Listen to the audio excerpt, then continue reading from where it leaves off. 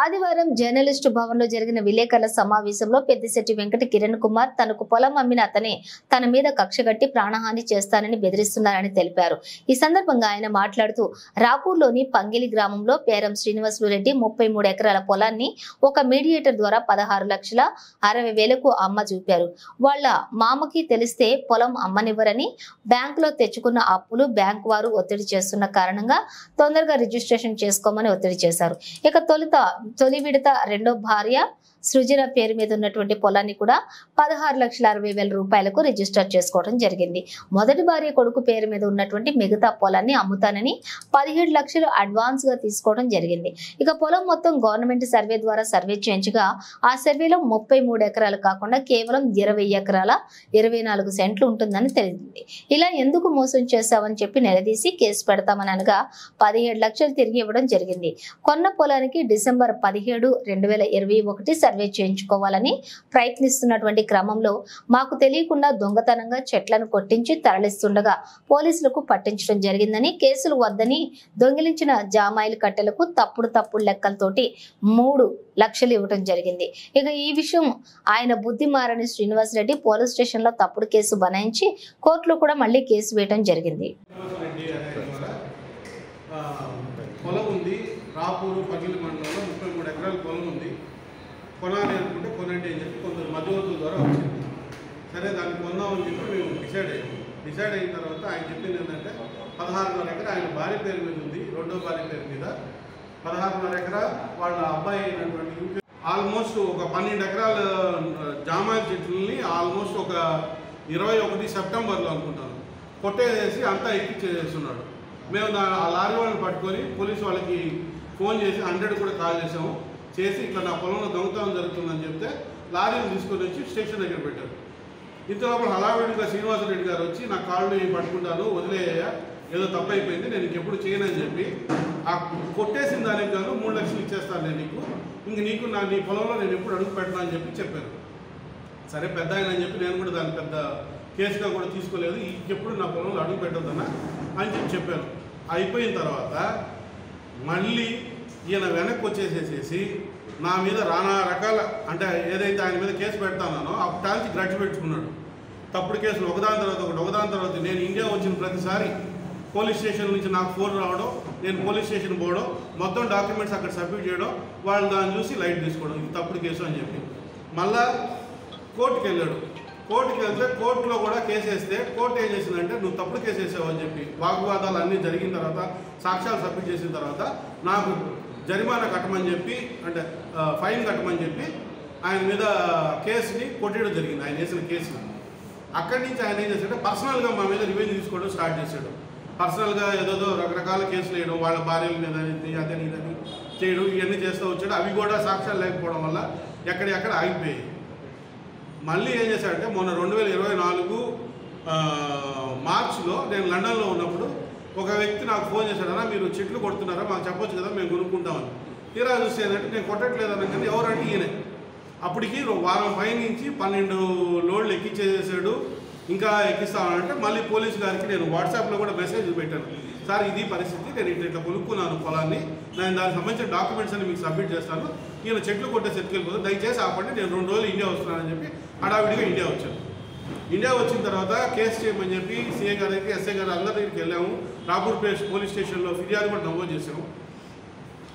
మళ్ళీ మొన్న మార్చి 8వ తేదీ అనుకుంటాను ఈ కేసు గురించి వీళ్ళు ఏంటంటే ఎంఆర్ఓ గారిని కలిసి మొత్తం సర్వే చేయించిన తర్వాత ఏది కరెక్ట్, ఎవరిదైతే వాళ్ళు, ఎవరిది తప్పు అయితే వాళ్ళని చూస్తాను అని చెప్పి కూడా చెప్పారు. దాని గురించి నడుస్తూ ఉంది.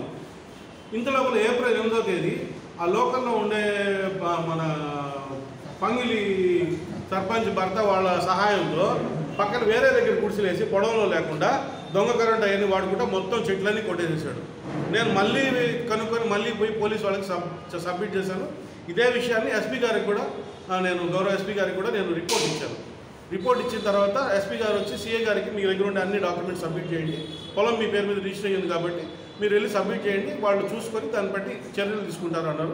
నేను సీఏ గారికి కూడా వెళ్ళి నా దగ్గర ఉండే రిజిస్ట్రేషను, ఈసీఈ, ఆయన వేసిన తప్పుడు కేసులు అన్ని డాక్యుమెంట్స్ మొత్తం ఇచ్చేసి వచ్చాను. సార్ కూడా చెప్పారంటే మీరు ఎవరిని ఏమీ సంప్రదించబడలేదు, మీకు నేను న్యాయం జరిగేటట్టు చూస్తాను, ఎవరికి తప్పు అయితే వాళ్ళకి శిక్ష పడేటట్టు చూస్తానని కూడా చెప్పారు. ఇప్పుడు ఏంటంటే అంటే నా పొలం నేను ఎప్పుడైతే ఈ 16.5 ఎకరా ఏదైతే ఉందో నేను ఆ సీఏ గారిని కలిసి మళ్ళీ పొలానికి వెళ్ళే తల్లికి జేసీబీతో అంతా నెట్టేస్తున్నాడు చెట్లు అవన్నీ. ఇతనేది నా తోటలో చెట్లు కొట్టేసేట్టున్నాడు అని చెప్పి నేను మొన్న ఎప్పుడు 24వ తేదీ చెట్లు కొట్టుకునే వాళ్ళకి చెప్పాను. పొద్దున్నే అక్కడికి వెళ్ళంగానే ఈయన ఫోన్ చేసి చెప్పారంట నా తోటలో చెట్లు కొడుతున్నారు అది ఇదే. నేను వెళ్ళాను, చూపించాను, మళ్ళీ అదేవిధంగా డాక్యుమెంట్ ఎస్ఐ గారికి కూడా చెప్పాను, సార్ ఇదో ఈ డాక్యుమెంట్లు మీరు వీలైనంత తొందరగా దీన్ని విచారించి ఎవరికి తప్పకుండా వాళ్ళు శిక్ష ఏంటి, నో ప్రాబ్లం. నాది కానీ ఇదో నా కోర్టులో కూడా ఈ పొలం నాదన్నట్టు వచ్చిన ఆర్డర్సు, ఆ తర్వాత ఈయన తప్పుడు కేసిన ఆర్డర్సు, ఆ తర్వాత ఇంకా హైకోర్టులో కూడా కొన్ని తప్పుడు కేసులు ఇచ్చాడు. అవి అన్ని డాక్యుమెంట్స్ ఇచ్చేసి వచ్చాను. ఇంతలో ఒక ప్రెస్ మీట్ పెట్టి ఈయన నేను పొలం నాది అని అంటాడు. పొలం ఆయనైతే ఇక్కడ క్లియర్గా Peram Srinivasareddy, Peram Sujana ex property holders, current property leaders holders Peddishetti Venkata Kiran Kumar అని ఉంది. ఇది గవర్నమెంట్ వాళ్ళు ఇచ్చిందే కదండి. ఇప్పుడు నా పొలంలో నేను కొట్టుకోకుండా ఆయన కొట్టుకుంటే నేను తప్పుడు కేసు ఎందుకు అవుతుంది? ఇప్పుడు ఏ న్యాయ వ్యవస్థ అయినా ఏదైనా కానీ తప్పు ఎవరు ఉంటుందో వాళ్ళ మీద శిక్ష వేస్తుంది. శిక్షించినప్పుడు నువ్వేం చేయాలి? తప్పు ఒప్పుకున్నవాడికి మళ్ళీ చేయకూడదు. మళ్ళీ అదే చేస్తా ఏమన్నా అంటాడంటే మా మామని పిలిపించి మీ పొలంలో చెట్లే కాదు మీ పొలం కూడా నేను నయా పైసా ఇవ్వకుండా నేను వెనక్కి తీసుకుంటానని ఆయన బెదిరిస్తాడంట. మా ఇంటి దగ్గర సీసీ కెమెరా ఉంటే 2 రోజులకు 3 రోజులకు ఒకసారి వచ్చి ఫోటోలు తీస్తాడు ఆయన. తర్వాత ఏదో వాళ్ళ భార్యల మీద సాగు చూపించి తప్పుడు కేసులు పెడతాడు. ఆయన ఇప్పుడు దాకా నేను ఆయన గురించి అసలు ఏం పట్టించుకోలేదు. ఎందుకంటే నా పొలం నా పేరు మీద ఉంది, నేను డబ్బులు ఇచ్చాను, నా డబ్బులు ఇచ్చినటికి డబ్బులు ఇచ్చి కొనుక్కున్నాను కాబట్టి ఆ పొలం నాది కాబట్టి నేను ఎక్కడ అసలు ఏ కోర్టులోనూ ఏ స్టేషన్లో 16.5 ఎకరాకు సంబంధించిన మొత్తం డబ్బులు మార్కెట్ రేట్ ప్రకారం కట్టేయడం జరిగింది. అది పేరం సుజన అనే ఆమె పేరు మీద. ఆమె వచ్చి పేరం శ్రీనివాసరెడ్డి రెండో భార్య. మొదటి భార్య కొడుకు పేరు మీద ఉండే డాక్యుమెంట్లు అవన్నీ తర్వాత జీపీలు రావడానికి టైం పడుతుంది కాబట్టి ఈ లోపల దీన్ని రిజిస్టర్ చేసుకోమన్నారు. రిజిస్టర్ అయిపోయింది. దానికి సంబంధించిన గవర్నమెంట్ వాళ్ళు నాకు ఇచ్చిన రిజిస్ట్రేషన్ డాక్యుమెంట్